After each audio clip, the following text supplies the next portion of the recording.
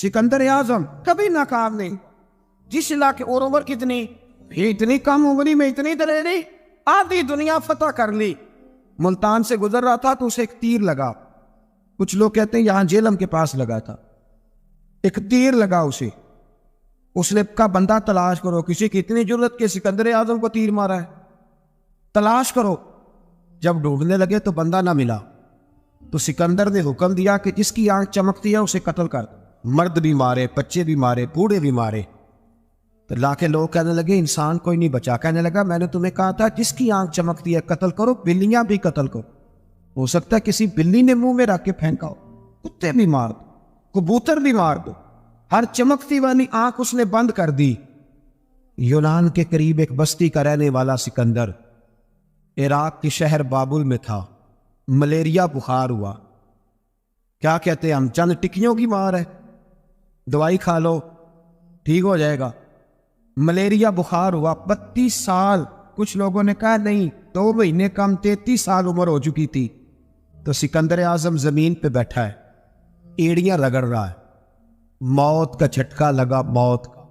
हुए नामवर बेनिशां कैसे कैसे, जमीन खा गई।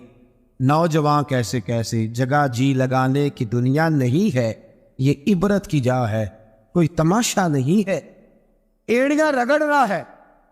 2 हफ्ते का सफर रह गया था घर पहुंचने का। तो सिकंदर एक सूबे का, एक मुल्क का, एक छोटे से इलाके का सरबराह नहीं। सिकंदर आधी दुनिया फतह करने वाला। प्लेट में रख के किसी ने हुकूमत नहीं दी, खुद मेहनत करके फतह की। लेकिन सिकंदर एड़ियां रगड़ता है, जोर जोर से जमीन पे मारता है और कहता कोई है जो मुझसे मेरी सारी सल्तनत ले ले और मुझे सिर्फ 2 हफ्ते की जिंदगी दे दे। मैं प्रदेश में नहीं मरना चाहता, घर मरना चाहता। कोई मुझे 2 हफ्ते की जिंदगी, 2 हफ्ते, कोई 2 हफ्ते मिट्टी दे, तू मिट्टी रहना एवं कादी बल्ले बल्ले। अज मिट्टी दे उत्ते बंदे आते, कल मिट्टी दे थल्ले का कोई मुझे मोहलत ले दे। लेकिन रब का कानून है, जब वक्त आ जाता है फिर मोहलत। मेरे भाई अपनी जिंदगी ना आजिज़ी में, झोंक के, सादगी में, कोने में, दुनिया के प्रोटोकॉल खत्म होंगे। असल प्रोटोकॉल वो है जो अल्लाह क़यामत के दिन अता फरमाए। मेरे नबी पाक ने फरमाया अमीर जो होंगे, अमीर वो चींटियों की शक्ल में होंगे और गरीब अपने पैरों के नीचे उन्हें मसल के चले जाए। ये वो वाले अमीर जो तकब्बुर करते थे। वरना तो अमीर हजरत उस्मान गनी भी हैं, हजरत अब्दुर्रहमान इब्न औफ भी हैं, हजरत सुलेमान अलैहिस्सलाम। जो अमीर तकब्बुर करे, अकड़ जाए, अगर अमीर हो आजिज़ी इख्तियार करे तो फिर तो अल्लाह उसे जन्नत भी अता फरमाता है। तो मेरे भाई अपने आप को समेटें हम जाने के लिए। जिनकी उम्रें मेरी तरह 40 साल की तरफ सफ़र कर रही है ना, वो आधी ज़िंदगी जी चुके हैं, बाकी आधी पता नहीं है। लोग इतना लंबा याद नहीं रखते। हज़रत मौला अली कब्रिस्तान गए तो कब्र वालों से कहने लगे कब्र वालों तुम्हारा क्या हाल है। तो एक मुर्दा कब्र के अंदर से बोल के कहने लगा अली कफन फट गया है, हड्डियां चूर चूर है, माल तो पता नहीं कहाँ रह गया पर हिसाब देना पड़ रहा है। आप बताइए पीछे हमारे घर वालों का क्या हाल है। तो हज़रत अली फरमाने लगे जहाँ तुम बैठते थे वहाँ कोई और बैठने लग गया। तुम्हारी बीवियों ने नए निकाह कर लिए, तुम्हारे दोस्तों ने नए दोस्त बना लिए। अब तो लोग तुम्हें याद भी नहीं करते, अब तो तुम्हारा जिक्र ही कोई नहीं करता। अब तो खत्म हो गया तुम्हारा तज़किरा भी। कोई तज़किरा उसी का रहेगा जिसने रब को याद किया और फिर रब ने उसका चर्चा किया, उसका तज़किरा रहे। अपने आप को एक मौके पर भी कभी मुतकब्बिर ना होने। आजिज़ी हुस्न है जिंदगी का। खजाना आए तो कारून ना बने, महल बनाए तो शद्दाद ना बने। अगर अल्लाह ताला दौलत दे तो कभी भी अपने आप को नमरूद और फिरौन न बनने दे। इक़्तिदार मिले तो कभी भी अपने आप को हलाकू खा और चंगेज़ खा ना बनाओ। और अगर नमाजी बनो तो वो वाले नमाजी बनो जो नमाजी भी होता है।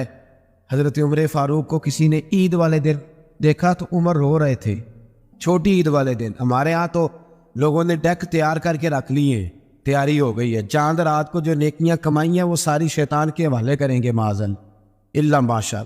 उसको कहेंगे ले जा हमने कमाई है तेरे लिए।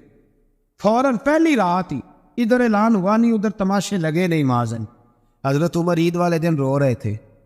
کسی نے کہا عمر یہ خوشی کا دن ہے آپ رو رہے ہیں، تو فرمانے لگے خوش تو وہ ہونا جس کو یقین ہے کہ اس کا نماز روزہ قبول ہو گیا، مجھے تو ابھی پتہ ہی نہیں میرا قبول ہوا ہے کہ واپس کر دیا جائے گا، جاؤ مجھے کچھ خبری سناؤ آ کے کہ میرا قبول ہوا۔ وہ تو بے نیاز ہے، وہ تو دل کرے تو کہے جا اٹھا کے لے جا، تیرا مجھے پسند ہی نہیں، عاجزی میں رہے، انکساری میں رہے، عمل کر کے روئے، کہے مولا تیرے قابل تو نہیں پر تو مہربانی فرما، اسے قبول فرما۔ حضرت سلطان باہو رحمت اللہ تعالیٰ علیہ کے ایک خادم ہوئے ہیں، ان کا اصل نام امیر بابا لکھا ہے بعض جگہوں پہ، لیکن ان کو کدن میاں، کڈن میاں، بڈھے میاں کئی ناموں سے یاد کیا جاتا ہے۔ بڑے درویش صاحب حضوری آدمی تھے، اکثر لوگ دم درود کرانے آتے تھے ان کے پاس، بزرگوں کے پاس لوگ آتے ہیں، اللہ کے بندے دعا کرتے ہیں تو اللہ خیر فرما دیتا ہے۔ آج کل کا زمانہ نہیں، اب تو دکانداری ہے نا، ٹوکن چلتے ہیں، تو اللہ تعالیٰ خیر کرے، حالات بڑے عجیب و غریب ہے، تو ان کے پاس لوگ آیا کرتے تھے دم کرانے۔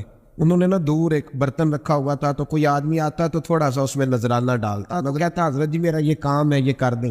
وہ خلیفہ تھے حضرت سلطان باہو، وہ گردن چکاتے، تھوڑی دیر کے بعد سر اٹھاتے، کہتے تیرا کام ہو جائے گا۔ صحیح مسلم کی حدیث ہے، نبی پاک نے فرمایا رب اشغاز اکبر لو اقسم علی اللہ لا ابرہ، اللہ کے کچھ بندے ایسے ہیں جو اللہ کو قسم بھی دے تو اللہ ان کی قسم پوری کر دیتا ہے، ان کے کپڑے مٹی سے بھرے ہوتے ہیں پر اللہ کو کہہ دے تو اللہ کر دیتا ہے۔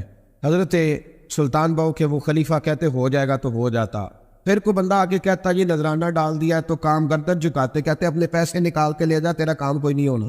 ایک دفعہ کچھ سید زادیاں آ گئیں، انہوں نے آ کے نا اس زمانے میں 100 روپیہ، سمجھ لے کہ آج کل 1,00,000 روپیہ بابا جی کے نذرانے والے گلے میں ڈالا اور آ کے کہا کہ بابا ہمارے نا ایک بچے کو سزائے موت ہو گئی اور حلفاً بتاتے ہیں کہ ناجائز پھانسی کا حکم ہوا ہے، تو تیری رب رسول کی بارگاہ تک رسائی ہے، مہربانی کر، سیدوں کا بچہ ہے، مہربانی کر۔ بابا جی نے گردن جھکائی اور کہا اپنا 100 روپیہ نکال کے لے جاؤ، مشکل ہے بچہ بچے تو میں کچھ نہیں کر سکتا۔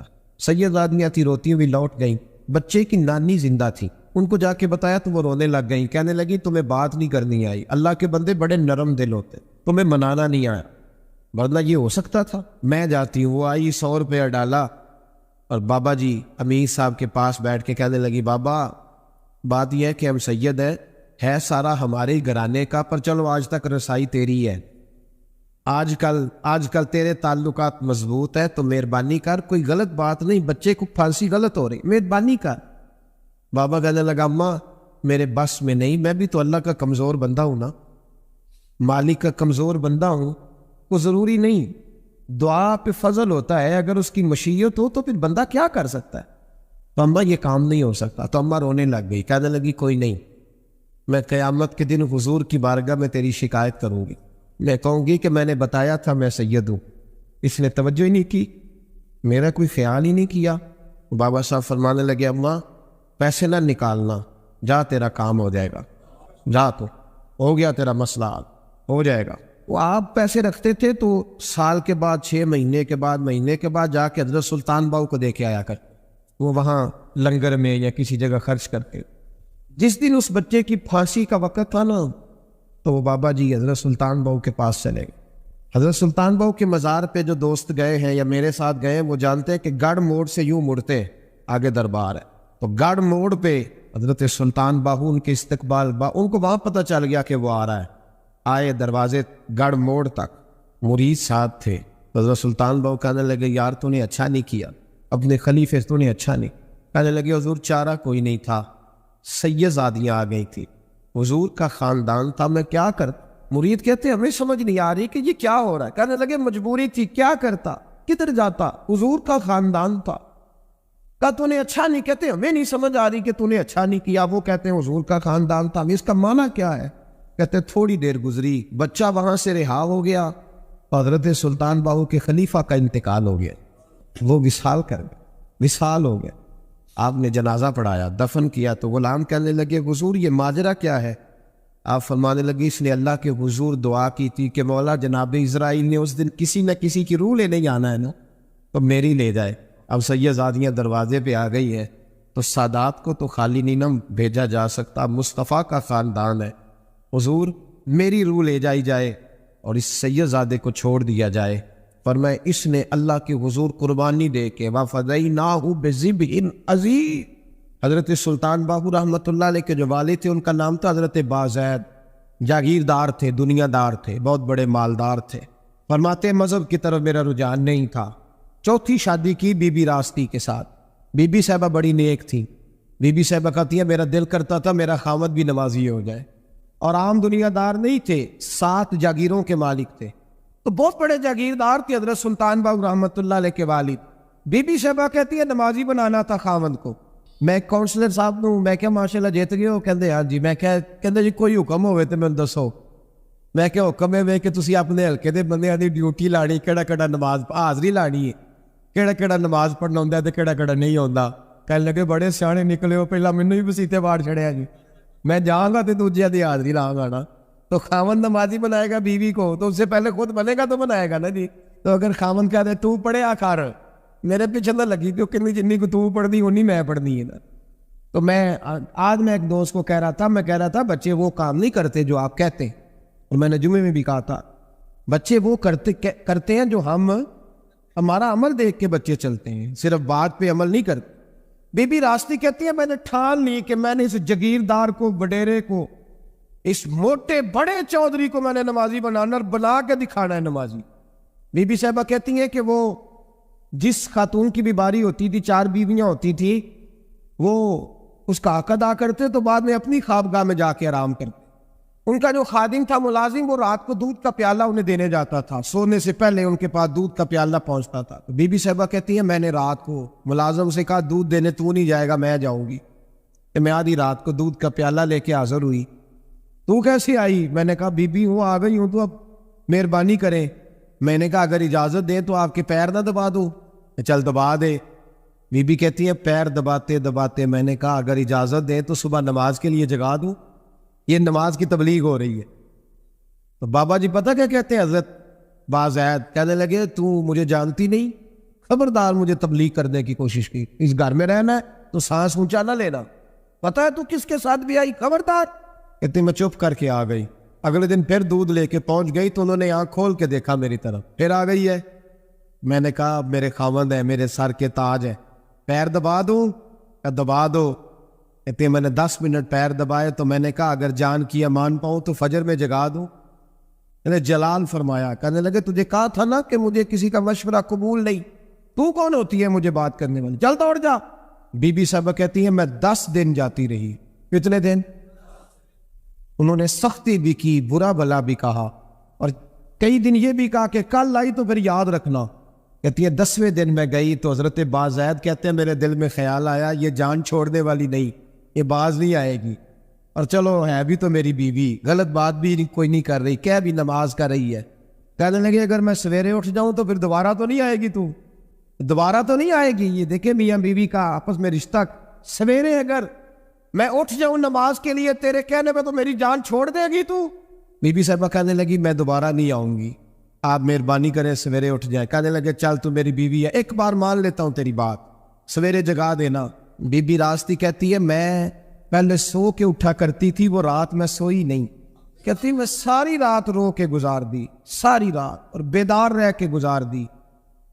سویرے فجر کے وقت پانی گرم کیا، بغل میں مصلی لیا، خامد کو بیدار کیا، وضو کرایا، اور کہتی ہیں جب وہ اللہ اکبر کہہ کے سنتوں کی نیت باندھی تو میرے اس طرح آنسو گرے جیسے سیلاب آتا ہے اور دریا کا بند ٹوٹتا ہے، اور میں نے رو کے کہا مولا میرے اختیار میں یہیں تک تھا، میں مصلی پہ کھڑا کر سکتی ہوں، میں دل تو نہیں نہ بدل سکتی، وہ تیرے قبضے میں ہے، مقلب القلوب ہے، فضل کار اس کا دل بدل دے۔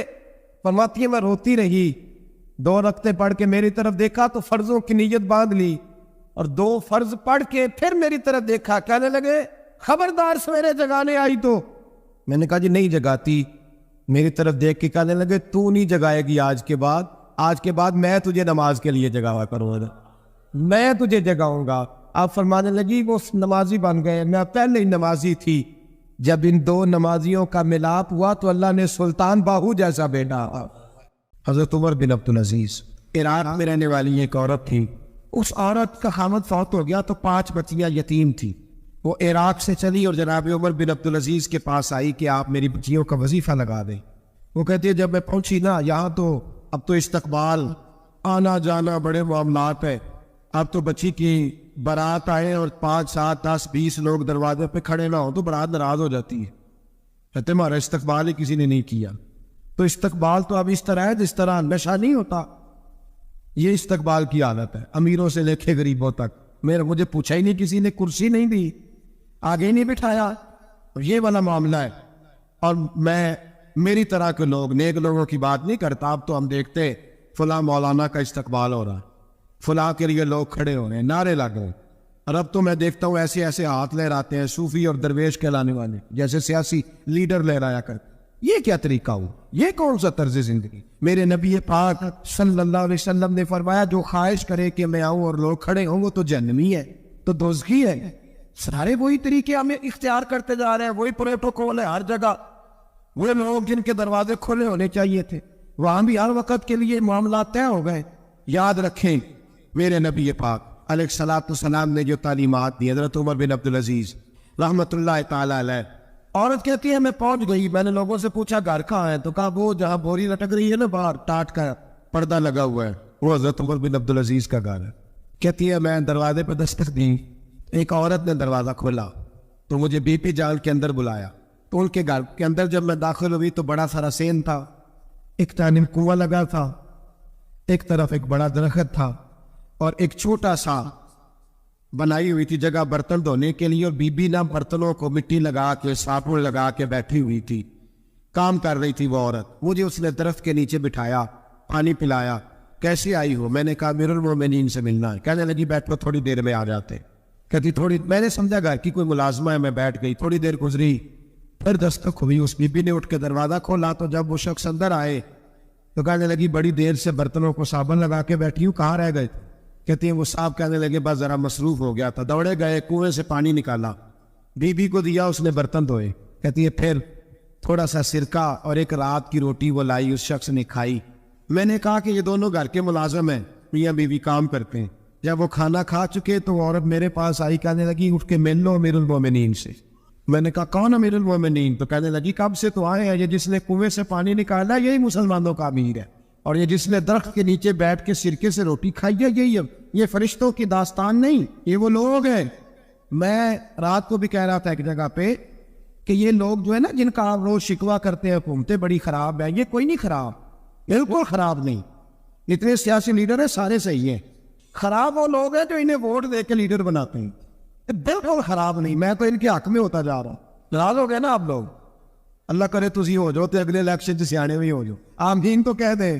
میں نے کوئی مشورہ نہیں دینا, اس لیے کہ میری نظر میں کوئی ایسا شخص نہیں جس کے لیے میں آپ سے کہہ سکوں کہ ووٹ دے. اور ہم تو ایسی بات کریں تو کئی لوگ ناراض ہو کے چلے جاتے ہیں, لیکن کوئی پرواہ نہیں, اس لیے کہ یہ دین میرے نبی پاک کا دین صرف مسجد کا دین نہیں.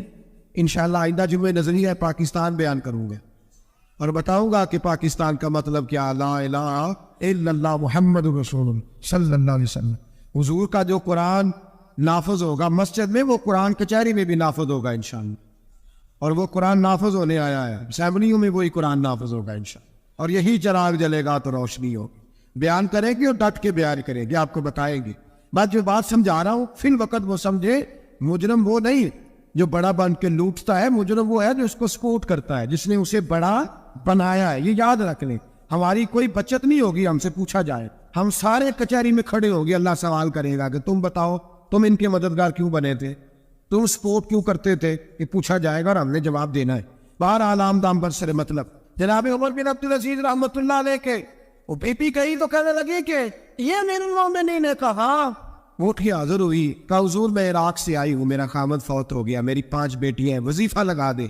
وہ بی بی کہتی ہے میرا دل تھا کہ یتیم بچیوں کا 100 دینار سال کا لگا دیں گے تو بڑی بات ہے. کہتی ہے جب میں ان کے پاس گئی تو حضرت عمر بن عبدالعزیز کو بتایا تو وہ رونے لگ گئے اور مجھ سے معافیاں مانگنے لگی. میں نے کہا حضور آپ کیوں معافی مانگتے ہیں؟ تو کہنے لگے اس لیے معافی مانگ رہا ہوں کہ تو میری رعایا میں تھی اور تیری 5 بچیاں یتیم تھی, تجھے خود چل کے آنا پڑا ہے. میرا کام تھا تیری خبر لیتا, معاف کر دے اللہ کی رضا کے لیے. انہوں نے وظیفہ لکھنا شروع کیا تو میری ایک بچی کا 1000 دینار سال کا لکھا. میں نے کہا اللہ تیرا شکر ہے. پھر دوسری بچی کا 1000 لکھا تو میں نے کہا اللہ تیرا شکر ہے. تیسری کا 1000, چوتھی میں نے کہا شکر ہے. جب چوتھی کا لکھا تو میں نے کہا اللہ آپ کا اقبال بلند کرے, اللہ آپ کو ہمیشہ اسی طرح پھلتا پھولتا رکھے, کہتے ہیں جناب عمر بن عبدالعزیز نے قلم رکھ دیا، فرمانے لگے میں 5ویں کا وظیفہ نہیں لکھوں گا، 4 بہنوں سے کہنا بانٹ کے اسے بھی دے دیں۔ کہا حضور کیوں؟ آپ فرمانے لگے جب تک تو اللہ کا شکر ادا کر رہی تھی میں بھی رب سے جڑا ہوا تھا اور اللہ سے ڈر کے لکھ رہا تھا، اب تو نے میری تعریف کی ہے، اب میری ذات آ گئی ہے، اب میں اگر یہ وظیفہ لکھوں گا تو اس سے اللہ راضی نہیں ہوگا، اس سے میرے نفس میں ریا پیدا ہوگی، اب میں 5ویں کا نہیں لکھوں گا، جا اور جا کے عراق کے گورنر کو دے۔ بی بی کہتی ہے میں گھوڑے پہ بیٹھی اور میں چند دنوں کے بعد عراق پہنچی، جب سویرے آ کے میں نے والی عراق کو رکا دیا تو وہ چیخ مار کے رویا۔ میں نے کہا کیا ہوا؟ تو کہنے لگا بی بی آج رات کو حضرت عمر بن عبدالعزیز کا انتقال ہو گیا، فوت ہو تو انتقال کر۔ کہتی میں بھی تڑپ کے روئی۔ میں نے کہا میری یہ 3 بچیوں کا کیا بنے گا؟ تو وہ گورنر کہنے لگا تیرے وظیفے جاری رہیں گے، تجھے ملتے رہیں گے۔ تو کہنے لگی کیسے؟ کہنے لگا میں اگر تو گورنر رہا تو تیرا وظیفہ جاری رہے گا، اور اگر گورنری سے اتر بھی گیا تو میں ذاتی طور پہ مالدار ہوں، پھر بھی تیری بچیوں کے ماہانہ پیسے پہنچتے رہیں گے۔ میں نے کہا تو کیوں دے گا؟ کہتی وہ رو پڑا۔ کہنے لگا اگر امیر حضرت عمر بن عبدالعزیز جیسے ہو تو پھر اللہ گورنروں کے دلوں میں بھی رحم ڈال دیا کرتا ہے، پھر میرے جیسے لوگوں کو بھی وہ بدل دیتا ہے۔ حضرت عمر بن عبدالعزیز گھر آئے، 3 بیٹیاں تھیں، ایک کو آواز دی وہ آئی تو اس نے منہ پہ ہاتھ رکھا ہے، دوسری کو آواز دی وہ آئی تو منہ پہ ہاتھ رکھا ہے، تیسری کو آواز دی تو منہ پہ ہاتھ رکھا ہے۔ آپ نے اپنی بیوی سے کہا کہ یہ بچیاں منہ پہ ہاتھ کیوں تینوں نے رکھا ہوا ہے، کیا بات ہے؟ تو بی بی رو پڑی، کہنے لگی 4 دن ہو گئے میری بیٹیاں پیاس سے روٹی کھا رہی ہیں، 4 دن ہو گئے، ان کے منہ سے بدبو آتی ہے، اس لیے وہ آپ کے سامنے آتی ہیں تو منہ پہ ہاتھ رکھ لیتی ہیں 4 دنوں سے۔ بی بی رو رہی ہے، حضرت عمر جلال میں آ گئے۔ آپ فرمانے لگے تو یہ رو رہی ہے، تو روئی ہے، تو نے میرے گھر میں رہ کے اللہ کی ناشکری کی ہے، تو شکر ادا نہیں کرتی کہ 3 وقت پیاز اور روٹی تجھے گھر کی 4 دیواری کے اندر مل جاتا؟ رو رہی ہے، اور میں میرے ساتھ باہر نکل، تجھے وہ لوگ دکھاؤں جو جھونپڑیوں میں رہتے ہیں اور مانگ کے کھاتے ہیں، تجھے دکھاؤ اتنی ناشکری کہ گھر کے اندر پیاز پہنچ رہا ہے، روٹی پہنچ رہی ہے، اور تو کہتی ہے میری بیٹیاں پیاز سے کھاتی ہے، شکر کر فاقے نہیں کاٹنے پڑے۔ پھر اگلے لفظ کہے تو رو پڑے۔ فرمانے لگے میں نے تو مصطفیٰ کے وہ حالات بھی سنے ہیں جس میں کئی دن بی بی فاطمہ نے فاقے کی، تو گھر کے اندر پیاز پہنچ رہا ہے تو ابھی بھی سادگی، عاجزی اور قناعت نعمت تھی ان لوگوں کی۔ ہمارے ہاں روز شکوا ہے، کس بات کا؟ گاڑی کوئی نہیں، روز رونا ہے، کس بات کا؟ بنگلہ کوئی نہیں، روز رونا ہے، کس بات کا؟ بینک بیلنس کوئی نہیں، 10 جوڑے کیوں نہیں عید پہ آئے؟ اور یہ صرف عورتوں کا مسئلہ نہیں، ہمارے اندر بھی یہ بات بدرجہ اولا، ہم روز اپنے آپ کو مسکین کہتے ہیں، غریب کہتے ہیں، ناچار کہتے ہیں، مجبور کہتے ہیں۔ کبھی دیکھو جو جھونپڑیوں میں رہتے ہیں، کبھی پلٹ کے دیکھو لوگوں کی طرف جو پیدا ہوئے تو آنکھیں کوئی نہیں تھی، ہاتھ کوئی نہیں تھے، پیر کوئی نہیں، وہ دیکھو جو پیدا ہوئے تو سر پہ باپ کا سایہ کوئی نہیں، کیسے کیسے لوگ وقت گزار رہے ہیں۔ ہم روز آ کے کہتے ہیں کاروبار ٹھنڈا ہو گیا ہے، حالات بڑے خراب ہو گئے، ہم بڑے مجبور۔ کیا ہو گیا صاحب؟ اللہ کے دن ہے، سارے اللہ کے دن ہے، مسل اچھا ہے نہ فراق اچھا ہے، یار جس حال میں رکھے وہی حال اچھا ہے۔ دینی مجالس اور دینی محافل جتنی بھی ہوتی ہیں اس میں کسی ایک خاص عنوان کی طرف ہمارے علماء ہماری توجہ دلاتے ہیں۔ ضروری یہ ہوتا ہے کہ خالص اس عنوان کو سمجھا جائے، اس بات پر غور کیا جائے، اور کتاب و سنت کی اس فکر کی روشنی میں اپنے نیک اعمال میں پختگی اور تیزی لانے کی کوشش کی جائے۔ میرا اور آپ کا دور تیزی کا دور ہے، بھاگ دوڑ بہت زیادہ۔ عزیز دوستو، دوڑ دھوپ، بھاگ دوڑ اور شدت ہے معاملات کے اندر۔ کچھ لوگوں کو ایسی چیزوں کی بھی جلدی ہے جن میں جلدی نہیں کرنی چاہیے، اور وہ دوڑ ساری کس بات کی ہے؟ پیسے میں آگے گزرنے کی، شہرت میں آگے گزرنے کی، فیمس ہونے کی، کسی بھی چیز پر بہت ساری، کسی بھی صورت میں بہت ساری چیزوں کو جمع کر لینے کی۔ یہ دوڑ شدت اختیار کر گئی، دوڑتے جا رہے ہیں لوگ، دوڑتے جا رہے ہیں، اعصابی تھکاوٹ ہے، جسمانی تھکاوٹ ہے، اور اس دوڑ میں ایسے لوگ شامل ہیں کہ جو اب وقت تھا کہ وہ لوٹ آتے، پلٹ آتے، چیزوں کو دیکھ لیتے، بہت سارے ٹارگٹ ایسے تھے جو انہوں نے اچیو کر لیے، اب ان کو واپس لوٹنا چاہیے تھا، لوٹ نہیں پا رہے۔ قرآن مجید ہماری رہنمائی کرتا ہے، قرآن مجید ہمیں ایک سبق دیتا ہے، ایک بات کی جانب ہماری توجہ کراتا ہے۔ قرآن مجید کہتا ہے دوڑ لگاؤ، ایک دوسرے سے آگے نکلو، ضرور نکلو، لیکن فرمایا فاستبقوا الخیرات، نیکیوں میں ایک دوسرے سے آگے نکل، بس تم نیکیوں میں نکل جاؤ آگے، خیر کے کاموں میں، حسنات میں آگے نکل جاؤ ایک دوسرے سے۔ اس کے لیے جلدی دکھاؤ، جلدی سے کوئی نیکی تمہارے ہاتھ آتی ہے اسے کر گزرو، ساری زندگی ارادے اور منصوبے نہ بناتے رہو، خیر کٹھی کرو، جد و جہد کرو۔ ایک تو ہم سب جانتے ہیں کہ وقت کب آ جائے گا اس کا پتہ کوئی نہیں، خدا نخواستہ صحت کب ساتھ چھوڑ جائے گی اس کی خبر کوئی نہیں، اعصاب کب کمزور ہو جائیں گے جانتے نہیں، کس وقت زندگی میں کون سا موڑ آ جائے گا سمجھ نہیں آتی، صحت حافظہ کہ کس وقت کس سمت نکل جائے گا پتہ نہیں چلتا۔ تو ہمیں حکم دیا گیا کہ تم جلدی کرو، اور نبی پاک علیہ السلام نے صراحت اور وضاحت کے ساتھ فرمایا کہ غنیمت سمجھ لو، غنیمت سمجھ لو، اگر تمہارے پاس فرصت ہے تو ایسا نہ ہو کہ مصروف ہو جاؤ، غنیمت جان لو اگر صحت ہے تو ایسا نہ ہو بیمار ہو جاؤ، غنیمت جان لو اگر تم جوان ہو تو ایسا نہ ہو کہ بڑھاپا ہو جائے، غنیمت جان لو زندگی ہے ایسا نہ ہو کہ موت آ جائے، غنیمت سمجھ لو چیزوں کو، اور اپنے لیے حسنات جمع کرو۔ میں دیکھتا ہوں بہت سارے لوگ ایسے ہیں جو خیر کر سکتے ہیں لیکن وہ تو منصوبہ ہی بنا رہے ہیں، بڑی دیر ہو گئی منصوبہ بنے، پروگرام بنا رہے ہیں۔ ہمارے بزرگ جو تھے وہ کام کرتے تھے، درختوں کے نیچے بیٹھ کے کرنا پڑا تو شروع کر دیا، انہیں کسی گلی چوک چوراہے میں خیر کی بات کرنی پڑی تو انہوں نے کر دی، ان لوگوں کو اگر گلی سے پتھر اٹھا کے نیکی جمع کرنے کا موقع ملا تو انہوں نے لوگوں کے لیے راستہ صاف کرنا شروع کر دیا، اگر ان لوگوں کو کسی بندے کو خیر کی بات بتا کے دل کو تسلی محسوس ہوئی تو وہ کرنا شروع کر دیا۔ جو نیکی جو خیر ہمارے دائرہ کار میں ہے، دائرہ اختیار میں ہے، ہماری پہنچ، اسے کیوں چھوڑا جائے؟ نبی پاک علیہ الصلوۃ والسلام نے فرمایا نیکی کو کبھی حقیر نہ سمجھو، کچھ نہ ہو سکے تو مسلمان بھائی سے مسکرا کے ملاقات کر لینا، اللہ صدقے کا ثواب عطا کر دے گا۔ آپ نے کافی ساری ماشاءاللہ سبحان اللہ کہی ہے، پر یہ مسکرا کے ملنا آج کل مشکل ہو گیا یہ کام بھی، کیونکہ یہ دور ہے ناراض لوگوں کا دور، اس میں ہر کوئی کسی نہ کسی سے ناراض ہے، تو مل تو لیتے ہیں مسکرا کے نہیں ملتے، ملاقاتیں تو ہو جاتی ہیں، لوگ تو ہر روز ایک دوسرے سے ملتے ہیں پر یہ دل کم ہی کسی سے ملتے ہیں لوگ، پر ملتے زندگی میں وہ عجیب لمحہ تھا، وہ میرے ساتھ تھا پر میں تنہا تھا، لوگ ملتے ہیں پر ملنے کو تیار۔ حضور نے فرمایا نیکی کو حقیر نہ سمجھو، کچھ نہ ہو سکے تو ذرا مسکرا کے مل لینا۔ کیا معنی ہے کسی سے ملنا تو راضی ہو کے ملنا، یہ جو مزاجوں میں گھٹن ہے طبیعت بلا وجہ کی ہے، بعض جگہوں پہ کوئی اس کا کوئی شرعی پس منظر نہیں، کچھ نہیں، بلا وجہ۔ نیکیوں میں ذرا جد و جہد کی جائے، کوشش کی جائے، حصول حسنات میں کوشش کی جائے۔ ہم نہ بڑے سست ہیں، دنیا کے معاملے میں چست ہیں اور خیر کٹھی کرنے میں سست ہیں۔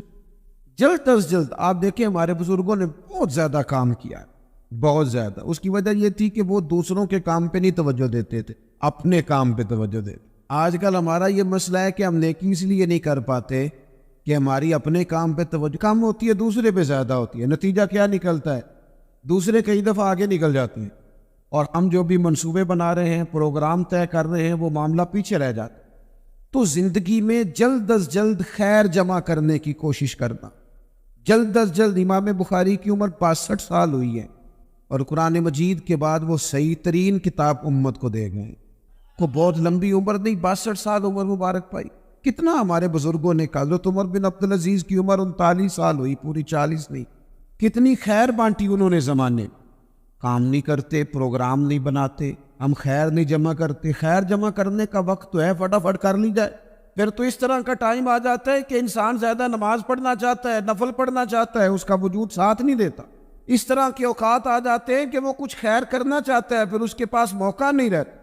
وہ لکھنا، پڑھنا، پڑھانا، سمجھانا چاہتا ہے، پھر قواعد اتنے مضبوط نہیں رہتے۔ جد و جہد کی جائے، کوشش کی جائے، جلد از جلد۔ اللہ کے پیارے رسول صلی اللہ تعالیٰ علیہ وسلم نے فرمایا، صحیح بخاری میں حدیث موجود ہے، حضور فرمانے لگے جلد از جلد نیکیاں کر لو اس وقت سے پہلے کہ فتنے رات کے ٹکڑوں کی طرح تمہارے اوپر گریں گے۔ حضور فرمانے لگے وہ ایسا سخت وقت آئے گا کہ بندہ صبح مومن ہوگا تو شام کافر ہو جائے، شام مومن ہوگا تو صبح کافر ہو جائے۔ اور فرمایا لوگ دنیا کے بدلے اپنا دین بیچ ڈالیں گے.